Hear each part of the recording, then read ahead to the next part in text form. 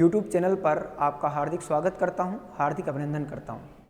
प्रिय विद्यार्थियों, समाधान के द्वारा जो प्रारंभ की गई इतिहास का महाकुंभ सीरीज है उसकी आज मैं तीसरी क्लास लेके आया हूं और इस तीसरी क्लास में आज अपन चर्चा करने वाले हैं राजस्थान का एकीकरण। क्लास शुरू करने से पहले प्यारे विद्यार्थियों, आप एक बार चैनल को सब्सक्राइब कर दीजिए और क्लास को शेयर कर दीजिए। आइए अपन क्लास की शुरुआत करते हैं। देखो, आज अपन बात करने वाले हैं राजस्थान के एकीकरण के ऊपर। राजस्थान का एकीकरण।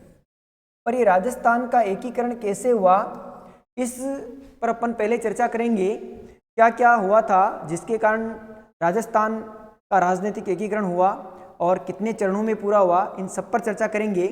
पर आइए अपन थोड़ी जानकारी ले लेते हैं। इससे पहले प्यारे विद्यार्थियों, 1946 की बात है। अपन एक एक टॉपिक को पढ़ते जाएंगे। आप इन चीज़ों को नोट भी कर सकते हैं, ठीक है, क्योंकि ये क्लास आपके लिए वेरी इंपॉर्टेंट रहने वाली है, अति महत्वपूर्ण क्लास है।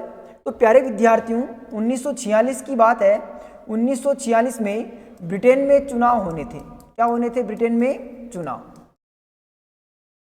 ब्रिटेन में चुनाव होने थे और इन्हीं चुनावों के समय ब्रिटेन के प्रधानमंत्री पद हेतु, ब्रिटेन के प्रधानमंत्री पीएम पद के उम्मीदवार हेतु मजदूर पार्टी या अपन यूं कह दे लेबर पार्टी, दोनों नाम आते हैं।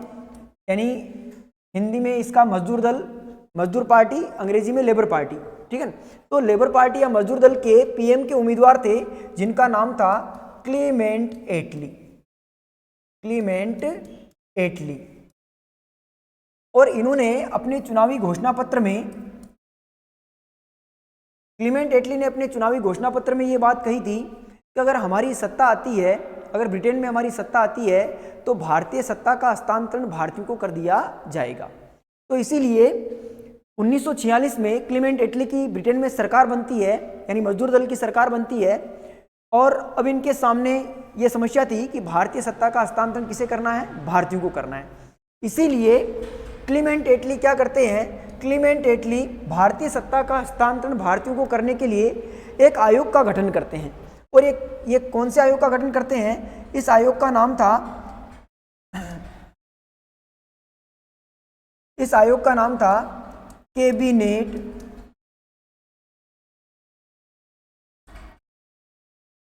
Cabinet mission. कौन सा आयोग था? Cabinet mission. और इस कैबिनेट मिशन में 3 सदस्य थे। कितने सदस्य थे प्यारे विद्यार्थियों? 3। कौन कौन से सदस्य थे इसके? एक सदस्य तो थे पैथिक लॉरेंस,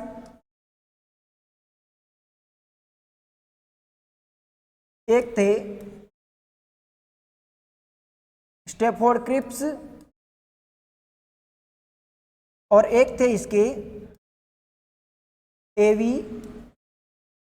एलेक्जेंडर। ये 3 सदस्य जो है कैबिनेट मिशन में शामिल थे और ये तीनों सदस्य क्लीमेंट एटली के मंत्रिमंडल से थे, ठीक है। इनके मंत्रिमंडल से ही जो है इनको इस आयोग बनाकर इनको इसमें नियुक्त किया गया था। और इस कैबिनेट मिशन का क्या ध्येय था, यानी क्या कार्य था इसका? तो इस कैबिनेट मिशन का कार्य था कि भारत में जाना और भारतीय सेक्टर का निरीक्षण करना और इसकी रिपोर्ट तैयार करके वापस जो है क्लीमेंट एटली मंत्रिमंडल को सौंपना, जिससे कि ये पता लगाया जा सके कि भारतीय सत्ता का हस्तांतरण, भारतीयों को भारतीय सत्ता का हस्तांतरण करने का ये उचित समय है या नहीं है, या इनकी सत्ता का हस्तांतरण करना चाहिए या नहीं करना चाहिए। तो इस बात को लेकर कैबिनेट मिशन 24 मार्च 1946 को कहाँ पर आ जाता है? भारत आगमन होता है इसका।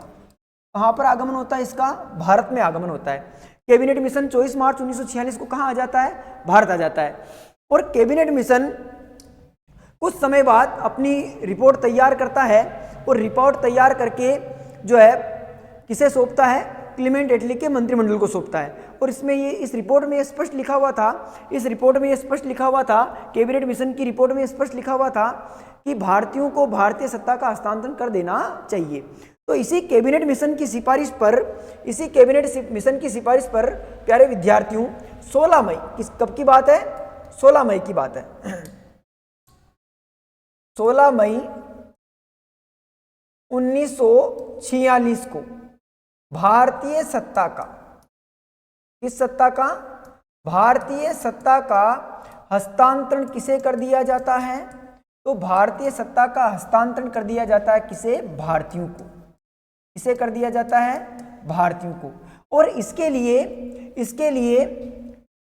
300 निवासी सदस्यों की 300 निवासी सदस्यों की एक संविधान सभा का क्या किया जाता है? गठन किया जाता है। संविधान सभा का, इस संविधान सभा का गठन किया जाता है। और इस संविधान सभा में जो 300 निवासी सदस्य है, वो 300 निवासी सदस्य प्रत्येक 10 लाख की जनसंख्या पर, 10 लाख की जनसंख्या पर कितने सदस्य चुने जाते हैं? एक सदस्य चुना जाता है, एक सदस्य चुना जाता है। और इन 300 निवासी सदस्यों वाली विधानसभा के लिए, इन 300 निवासी सदस्यों की विधानसभा के लिए यानी संविधान सभा के लिए जुलाई 1946 में क्या होते हैं? चुनाव होते हैं। जुलाई 1946 में चुनाव होते हैं, जिसमें देशी रियासतें भाग नहीं लेती है। देशी रियासतें इसमें क्या नहीं लेती है? देशी रियासतें भाग नहीं लेती है, देशी रियासतें। और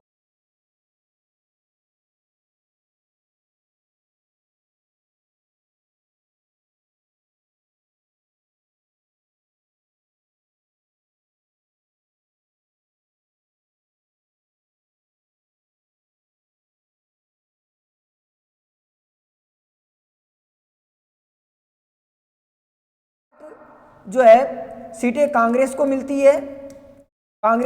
है, और 73 सीटें मुस्लिम लीग को मिलती है, और 15 सीटें जो है वो अन्य यानी अन्य महिलाओं को मिलती है। किसे? अन्य महिलाओं को, ठीक है, अन्य महिलाओं को मिलती है। मुस्लिम लीग को केवल, और हिंदू महासभा को एक भी सीट नहीं मिलती है। इसमें ये भी बात लिख लें अपन, हिंदू महासभा को एक भी सीट नहीं मिलती है, हिंदू महासभा को एक भी सीट नहीं मिलती है। अब क्या होता है कि मुस्लिम लीग को प्रतिनिधित्व बराबर नहीं मिलता है, इसीलिए मुस्लिम लीग यहां पर बौखला जाता है और चुनाव परिणामों का विरोध करता है। लेकिन मुस्लिम लीग के चुनाव परिणामों के विरोध के बावजूद भी क्या होता है प्रिय विद्यार्थियों? तो भी 9 दिसंबर 1946 को संविधान सभा की क्या होती है प्यारे विद्यार्थियों? संविधान सभा की बैठक होती है, फर्स्ट बैठक होती है। संविधान सभा की कौन सी बैठक होती है? फर्स्ट बैठक होती है, जिसके सच्चिदानंद सिन्हा को क्या बनाया जाता है? अस्थायी अध्यक्ष बनाया जाता है, ठीक है। इसमें मुस्लिम लीग विरोध करती है इस सभा का। इसके बाद में 11 दिसंबर 1946 को वापस दूसरी बैठक होती है, और जिसके अस्थायी अध्यक्ष बनाया जाता है किसको? डॉक्टर राजेंद्र प्रसाद को। किसको बनाया जाता है? डॉक्टर राजेंद्र प्रसाद को, ठीक है। प्यारे विद्यार्थियों, आपको लग रहा होगा कि सर पॉलिटिकल पढ़ाने लग गए हैं। नहीं, अपन राजस्थान का राजनीतिक एकीकरण पढ़ रहे हैं, तो इसीलिए अपने को ये चीजें ध्यान होना जरूरी है, ठीक है। इसी चीजों से अपन आगे चलेंगे, तभी तो अपने को राजनीतिक एकीकरण समझ में आएगा, ठीक है। तो 11 दिसंबर 1946 को स्थायी अध्यक्ष डॉक्टर राजेंद्र प्रसाद बनते हैं और बैठक होती है, ठीक है। पर ऐसे बैठकों का दौर जारी रहता है। 13 जुलाई 1946 को उद्देश्य प्रस्ताव पास किया जाता है जवाहरलाल नेहरू के द्वारा, तो भी बात नहीं यानी, और इस प्रकार से धीरे धीरे सारी जो संवैधानिक व्यवस्थाएं वो प्रारंभ होती रहती है। लेकिन मुस्लिम लीग का अंततः विरोध जारी रहता है, और वो इस बात पर अड़ जाते हैं कि हमें तो एक अलग से देश चाहिए, और उसका नाम क्या होगा? पाकिस्तान।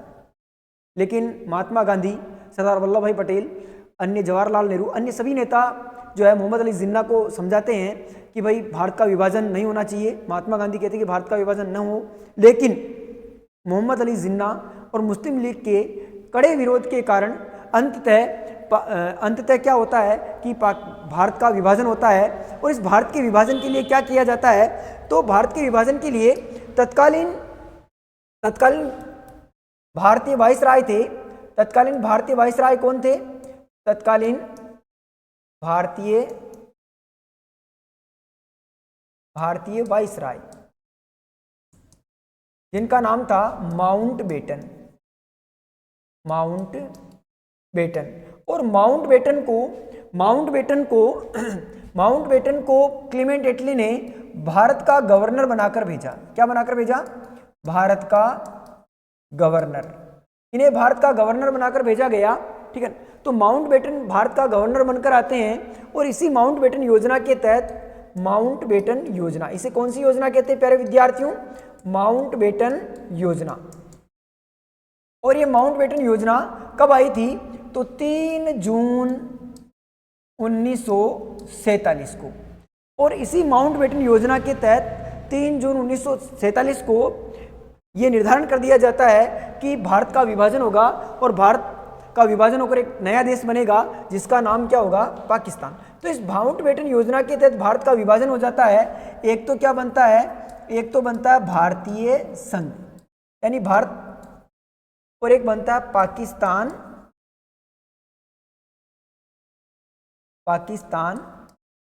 संघ, ठीक है।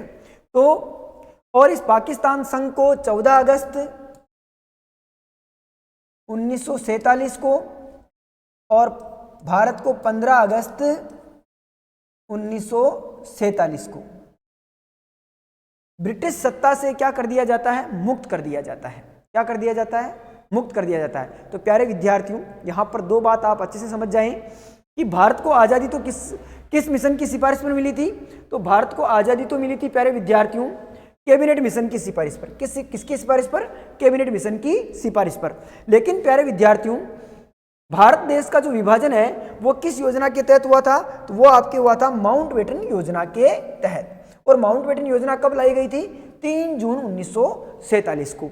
और भारत का विभाजन हो जाता है और भारतीय संघ बन जाता है और एक पाकिस्तान संघ बन जाता है। लेकिन प्यारे विद्यार्थियों, उस समय देसी रियासतें भी थी और देसी राजाओं के सामने ये समस्या आ गई कि वो अपना विलय किसमें करें। इसीलिए क्या होता है प्यारे विद्यार्थियों? इसीलिए 5 जुलाई को, कब? 5 जुलाई को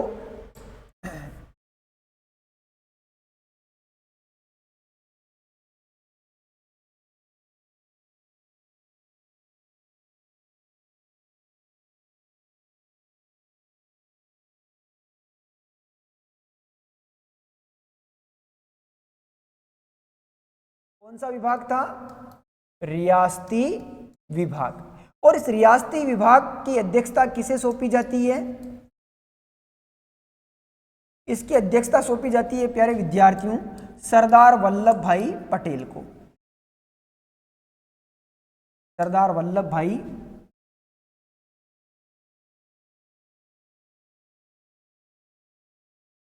पटेल को। और इसका सचिव बनाया जाता है वीपी मेनन को। किसको? वीपी मेनन को। और वीपी मेनन का पूरा नाम था राव बहादुर वापल्ला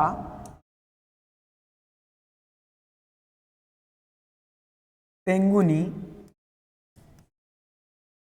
मेनन। पूरा नाम क्या था? राव बहादुर वापल्ला पेंगुनी मेनन। तो इस रियासती विभाग का क्या कार्य था? तो इस रियासती विभाग का कार्य था देसी रियासतों को। कार्य क्या था? देसी रियासतों,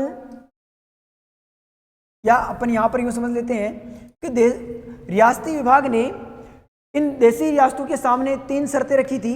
कितनी शर्तें रखी थी? 3। अपन बात कर लेते हैं 3। कौन कौन सी? पहला तो इन्होंने देसी रियासतों के समक्ष ये बात रखी कि भाई देसी रियासतें अपना विलय किसमें कर सकती है? भारतीय संघ में। किसमें विलय कर सकती है? भारतीय संघ में। जबकि दूसरा कहा गया कि देसी रियासतें अपना विलय किसमें कर सकती है? पाकिस्तान संघ में। और तीसरा ये कहा गया कि देशी रियासतें अपना स्वतंत्र अस्तित्व रख सकती है,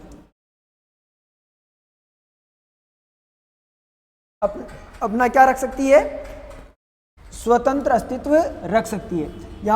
यहाँ पर स्वतंत्र अस्तित्व रखने से क्या तात्पर्य है?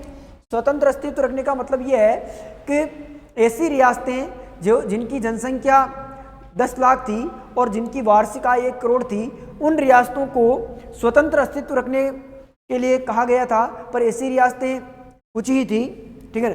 पर अब इन रियासती विभाग के इस कार्य यानी देशी रियासतों के समक्ष शर्त रखने के बाद में जो है बहुत सारी रियासतें केवल भारत की 3 रियासतों को छोड़कर, एक तो जम्मू कश्मीर, एक जूनागढ़ और एक हैदराबाद, ये 3 रियासतें ऐसी थी जो अपना स्वतंत्र अस्तित्व रखना चाहती थी, न तो पाकिस्तान में मिलना चाहती थी न भारत में।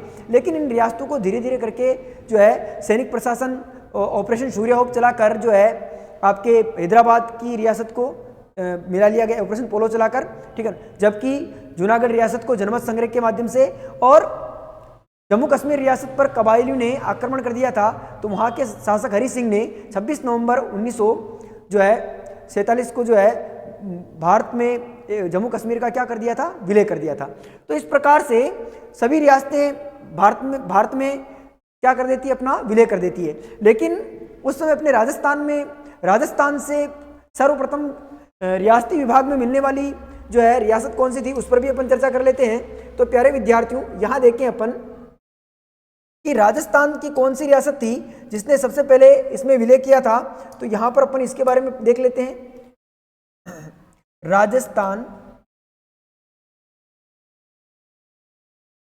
की रियासत, तो राजस्थान की रियासतों में सर्वप्रथम भारतीय संघ में मिलने वाली रियासत कौन सी थी प्यारे विद्यार्थियों? भारतीय संघ में विलय करने वाली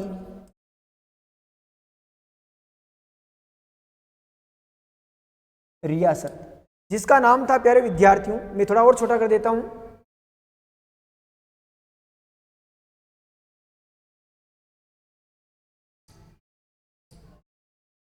जिसका नाम था प्यारे विद्यार्थियों बीकानेर। क्या नाम था?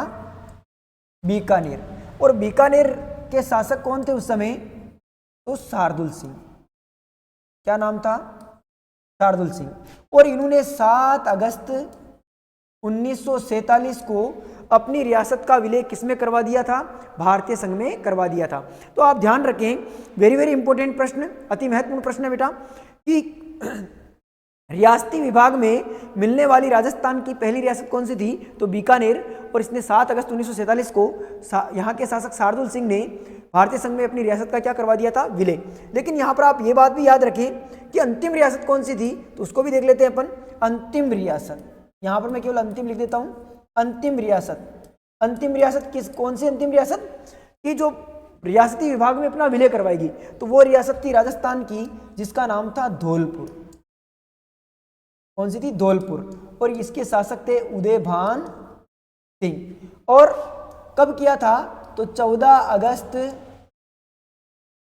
1947 को। तो 2 बातें यहां पर आप याद रखें कि भारतीय संघ में विलय करने वाली राजस्थान की पहली रियासत तो कौन सी थी? बीकानेर। और बीकानेर के शासक शार्दुल सिंह थे, जिन्होंने 7 अगस्त 1947 को अपनी रियासत का विलय भारतीय संघ में करवा दिया था। और अंतिम रियासत राजस्थान की धौलपुर थी। यहाँ के शासक उदयभान सिंह ने 14 अगस्त 1947 को अपना विलय किसमें करवा दिया? भारतीय संघ में करवा दिया। लेकिन उस समय राजस्थान में और कितनी रियासतें थी, उस पर भी चलते हैं अपन। तो आइए मेरे साथ, राजस्थान के एकीकरण में कुल कितनी रियासतें थी, उस पर अपन चर्चा कर लेते हैं। राजस्थान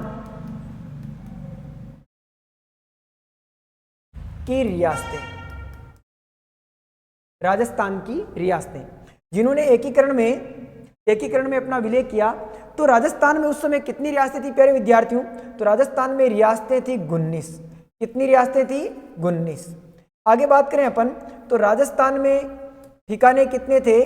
तो राजस्थान में ठिकाने थे प्यारे विद्यार्थियों 3। कितने ठिकाने थे? 3। ये कौन कौन से थे, उनको भी देख लेते हैं अपन। पहला ठिकाना निमराना। कौन सा है? निमराना। और ये निमराना अलवर में पड़ता है। कहाँ पर पड़ता है? अलवर में। लेकिन प्यारे विद्यार्थियों आप ध्यान रखें, यहाँ पर वर्तमान में ये किस जिले में आ गया है? तो वर्तमान में खेरतल तिजारा में आ गया है। खेरतल तिजारा जिले में आ गया है। ठीक है, पहले किस में आता था? अलवर में। ठीक है, तत्कालीन अलवर में था। उस जब एकीकरण हुआ उस समय कहाँ पर था? अलवर में था। लेकिन 7 अगस्त 2023 को नवगठन जिलों के बाद में ये खेरतल तिजारा में आता है निमराना।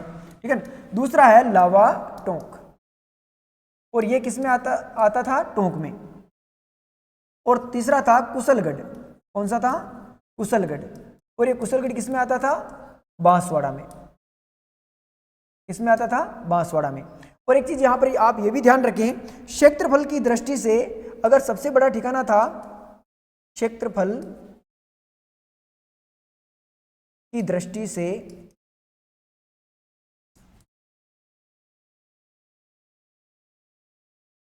सबसे बड़ा क्या था? ये सबसे बड़ा ठिकाना था। तो क्षेत्रफल की दृष्टि से सबसे बड़ा ठिकाना कौन सा था? कुशलगढ़। जबकि एक क्या था इसमें? एक चीफ कमिश्नरी सेक्टर था। चीफ कमिश्नरी सेक्टर, या इसे कह सकते हैं अपन केंद्र शासित प्रदेश।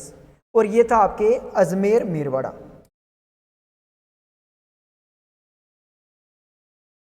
अजमेर मेरवाड़ा। तो प्यारे विद्यार्थियों अपन इसको भी समझ लेते हैं एक बार। रियासतों में राजा शासन करते थे, ठीक है, और ठिकाने में भी राजा ही शासन करते थे, लेकिन इनके अधीन रहते थे। और ये एक तरह से अर्ध रियासतें थी, इसीलिए इनको छोटी रियासतों को अपन कह सकते हैं छोटी रियासतों को, या अर्ध रियासतों को क्या नाम दे दिया गया था? ठिकाना। और चीफ कमिश्नरी सेक्टर या केंद्र शासित प्रदेश किसे कहते थे? तो अंग्रेज ब्रिटिश शासित भारत में जहां से अंग्रेज लोग अपने शासन को संचालित करते थे, प्रशासनिक व्यवस्था को चलाते थे, उस सेक्टर को क्या कहा जाता था? चीफ कमिश्नरी सेक्टर या केंद्र शासित प्रदेश। और राजस्थान में ऐसा सेक्टर कौन सा था? अजमेर मेरवाड़ा। ठीक है, तो इस प्रकार से थे। अब ये 19 रियासतों पर भी अपन चर्चा कर लेते हैं कि ये कौन कौन सी रियासत थी, कौन सी सबसे बड़ी थी, कौन सी सबसे छोटी थी। तो आइए अपन इस पर भी देख लेते हैं। तो यहाँ पर मैं एक कच्चा चित्र बनाकर आपको समझा देता हूँ प्यारे विद्यार्थियों। देखो ये अपना राजस्थान है, ये अपना क्या है? एक तरह से राजस्थान है। और राजस्थान में एक रियासत थी मारवाड़। केवल समझाने के लिए बता रहा हूं मैं आपको। एक रियासत कौन सी थी प्यारे विद्यार्थियों? मारवाड़। और ये जो मारवाड़ रियासत थी, ये राजस्थान की सबसे बड़ी क्या थी? राजस्थान की सबसे बड़ी रियासत। सबसे बड़ी क्या थी? रियासत थी। और मारवाड़ मतलब ही क्या है यहाँ पर? जोधपुर। आप यहाँ पर ये भी समझे, मारवाड़ अगर ऑप्शन में मारवाड़, ढूंढाड़, हाड़ौती, कोटा ऐसा है तो मारवाड़ आएगा, और जिलों के नाम आएंगे तो क्या आएगा? जोधपुर। यानी राजस्थान की सबसे बड़ी रियासत कौन सी है आपके? मारवाड़ या जोधपुर।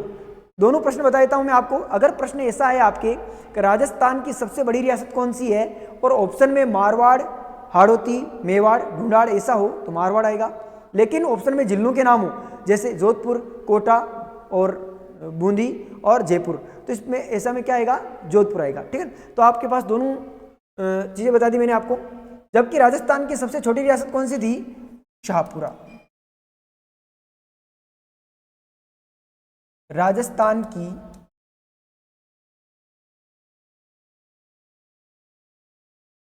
सबसे छोटी रियासत कौन सी थी? शाहपुरा।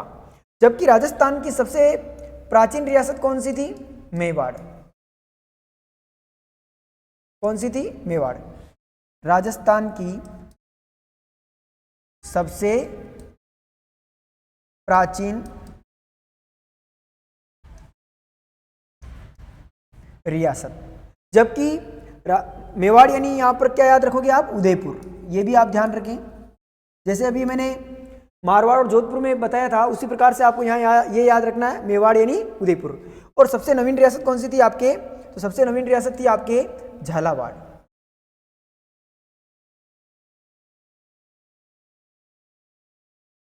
सबसे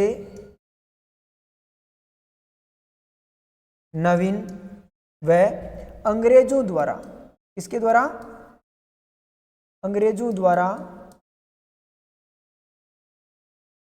स्थापित रियासत। अंग्रेजों द्वारा स्थापित या सबसे नवीन रियासत कौन सी थी? आपके झालावाड़। और एक रियासत थी आपके टोंक, और ये टोंक रियासत जो थी वो एकमात्र कैसी थी? मुस्लिम रियासत थी। कैसी रियासत थी? मुस्लिम रियासत, ठीक है। जबकि एक तो आपके भरतपुर, इधर लिख देता हूं मैं,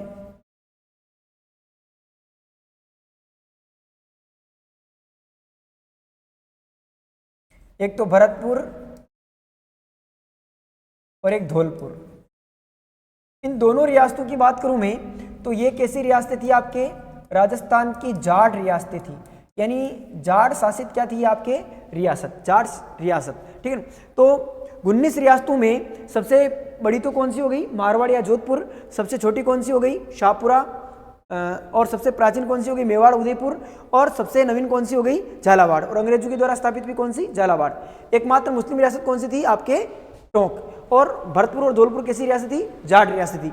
इसके बाद में अपन आगे चलें तो एक बार वापस समझ लेते हैं अपन कि राजस्थान में आपके ठिकाने कितने थे, उन पर भी अपन चल लेते हैं, ठीक है। तो एक ठिकाना तो कौन सा आ गया? आपके निमराना। कौन सा था? निमराना। यहां पर लिख देता हूं मैं ठिकाने 3, निमराना, अलवर। एक था आपके लावा, टोंक, और एक था आपके कुशलगढ़,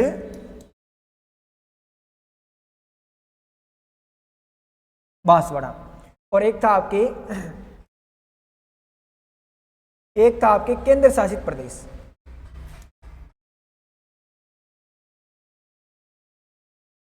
केंद्र शासित प्रदेश, और इसका नाम था अजमेर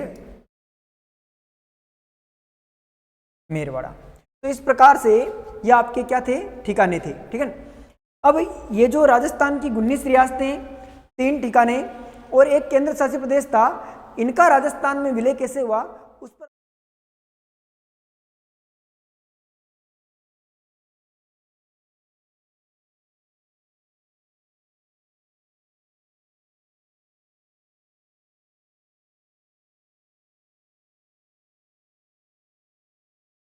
भारत के एकीकरण में एक महत्वपूर्ण योगदान दिया था प्यारे विद्यार्थियों, और भारत को जोड़ने का बहुत अच्छा प्रयास किया था इन्होंने। इसीलिए इनको एक उपाधि मिली थी, क्या कहते हैं इन्हें? भारत का लौह पुरुष। भारत का लौह पुरुष। तो आपको ध्यान रखना है कि भारत का लौह पुरुष किसे कहा जाता है? सरदार वल्लभ भाई पटेल को।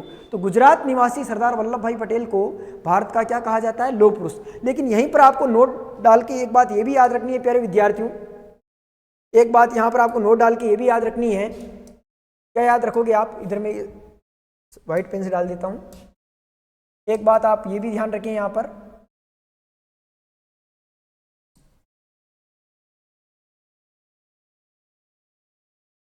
राजस्थान का लौह पुरुष किसे कहते हैं प्यारे विद्यार्थियों? तो दामोदर लाल व्यास। दामोदर लाल व्यास को राजस्थान का क्या कहा जाता है प्यारे विद्यार्थियों? लौह पुरुष कहा जाता है। तो एक बार अपन इसे वापस देख लेते हैं, फिर अपन आगे के टॉपिक पे बात करेंगे। देखें आज अपन ने किस पर चर्चा की थी। तो राजस्थान के एकीकरण में अपन ने सबसे पहले बात की प्यारे विद्यार्थियों को 1946 में ब्रिटेन में चुनाव होने थे। इन चुनावों में पीएम पद के उम्मीदवार के रूप में मजदूर पार्टी या लेबर पार्टी के पीएम बने, जिसका नाम क्या था? क्लीमेंट एटली। और इन्होंने अपने चुनावी घोषणा पत्र में ये बात रखी कि भाई ब्रिटेन में अगर हमारी सत्ता आती है तो हम भारतीय सत्ता का हस्तांतरण किसे कर देंगे? भारतीयों को।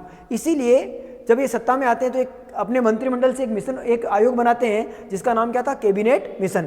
और इसमें 3 सदस्य थे, एक का नाम था पैथिक लॉरेंस, एक का नाम स्टेफोर्ड क्रिप्स और एक एबी अलेक्जेंडर। 24 मार्च 1946 को कैबिनेट मिशन भारत आता है और कैबिनेट मिशन 16 मई 1946 में भारतीय सत्ता का हस्तांतरण भारतीयों को कर देता है और इसके लिए भारतीयों की 389 सदस्यों की एक संविधान सभा का गठन करता है, जो कि 10 लाख की जनसंख्या पर एक सदस्य का क्या किया जाता है, चुनाव किया जाता है।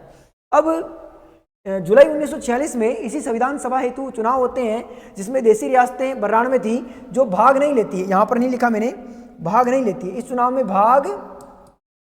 भाग नहीं लिया इस चुनाव में, क्या नहीं लिया इन्होंने, भाग नहीं लिया। और 208 और चुनाव परिणामों में 208 कांग्रेस को मिलती है सीटें और 73 मुस्लिम लीग को मिलती है, 15 सीटें आपके अन्य को मिलती है, ठीक है। और हिंदू महासभा को इसमें जो है प्रतिनिधित्व नहीं मिलता है। 9 दिसंबर 1900 यानी मुस्लिम लीग को प्रतिनिधित्व नहीं मिलता है, इसलिए इसका कड़ा विरोध करती है, लेकिन इसके विरोध के बावजूद भी संविधान सभा की 9 दिसंबर 1946 को संविधान सभा की प्रथम बैठक होती है। उसके बाद में दूसरी 11 दिसंबर 1946 को बैठक होती है, जिसके स्थायी अध्यक्ष डॉक्टर राजेंद्र प्रसाद को बनाया जाता है, ठीक है। तत्कालीन भारतीय वाइसराय माउंटबेटन लेकिन कड़े विरोध यानी मुस्लिम लीग विरोध करती रहती है और पाकिस्तान देश की नाम के अलग की मांग करती है, इसीलिए भारतीय वाइसराय माउंटबेटन को भारतीय गवर्नर बनाकर भेजा जाता है और ये भारत गवर्नर बनकर आते हैं और एक योजना लेकर आते हैं, इसका नाम था माउंटबेटन योजना, जो कि 3 जून 1947 को लाई गई थी। और इसके तहत भारत का विभाजन कर दिया जाता है, भारत का विभाजन करके पाकिस्तान नाम का एक अलग देश बनाया जाता है, जिसे 14 अगस्त 1947 को आज़ाद कर दिया जाता है और भारत को 15 अगस्त 1947 को क्या कर दिया जाता है, आज़ाद कर दिया जाता है।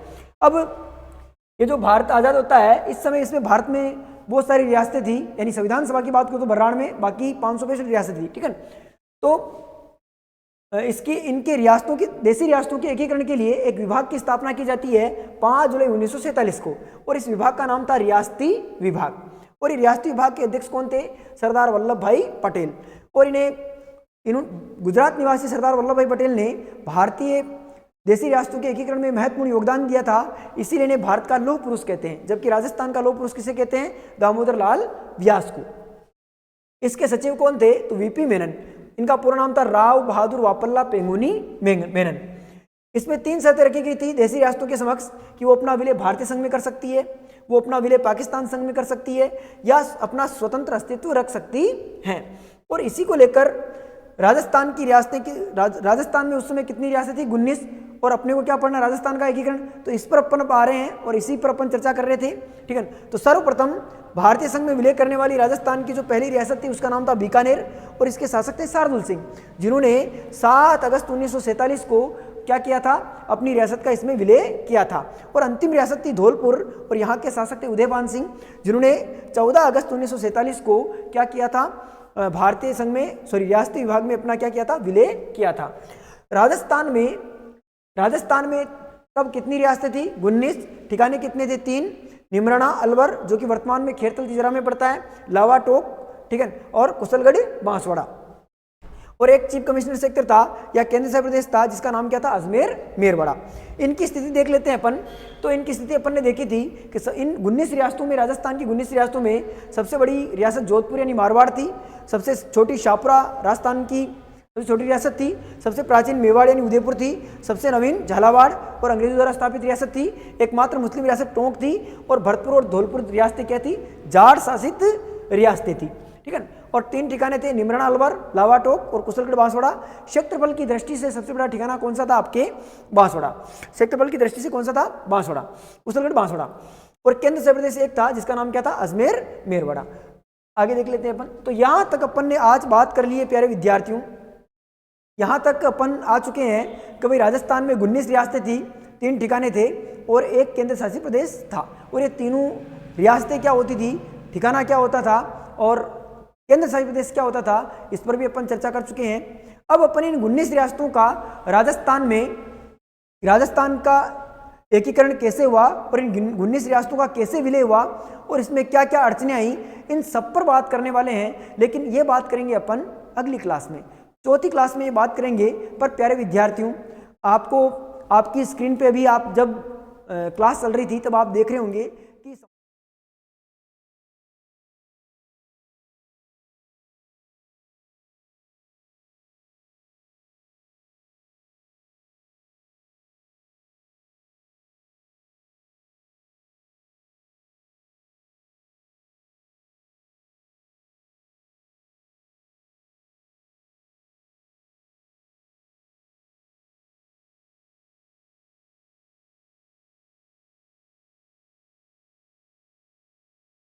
आपको क्या करनी है, तैयारी करनी है, क्योंकि सेवा चयन बोर्ड ने अपना जो आगामी कैलेंडर, परीक्षाओं का कैलेंडर है वो जारी कर दिया है। तो इसको ध्यान में रखते हुए आपकी मजबूत तैयारी के लिए आप एक बार समाधान क्लासेस से जुड़िए। ये समाधान क्लासेस आपके लक्ष्य तक पहुंचने में आपका पूर्ण सहयोग करेगा। इसके साथ ही आपको ये क्लास कैसी लग रही है प्यारे विद्यार्थियों, इसका भी आप कमेंट बॉक्स में जवाब देवें कि इसमें और क्या सुधार करना चाहिए मुझे, या मैं इसमें और क्या कर सकता हूँ, या आपको अच्छा लग रहा है, कैसा इसकी स्क्रीन वगैरह, आवाज़ वगैरह आपको क्लियर आ रही कि नहीं आ रही है, सब आप बातें कमेंट में लिख सकते हैं। और एक आप सबसे महत्वपूर्ण बात यह है कि आप क्लास को लाइक भी करें और शेयर भी करें, ठीक है ना। अपन आगे की क्लास में मिलते हैं कल वापस पुनः इस सीरीज में। आज के लिए इतना ही। जय हिंद, जय भारत, धन्यवाद।